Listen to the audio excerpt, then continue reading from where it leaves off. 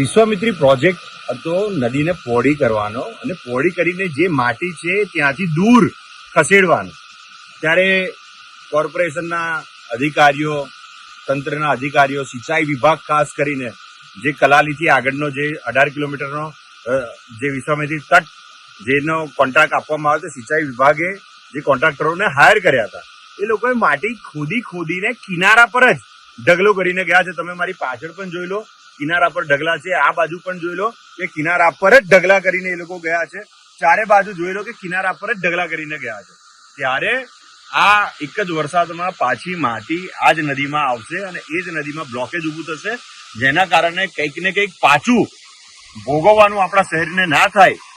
આ તંત્ર જો કામ આપે છે, કરોડો અબજો રૂપિયા તમે આપો જ છો, કોન્ટ્રાક્ટર લે છે, કમાય છે, તો કામમાં થોડી એ તો રાખો કે જે માટી દૂર નાખવાની છે પાછું એક જ વરસાદમાં માટી પાછી નદીમાં આવવાની હોય તો સફાઈ કરવાનો મતલબ શું રહ્યો?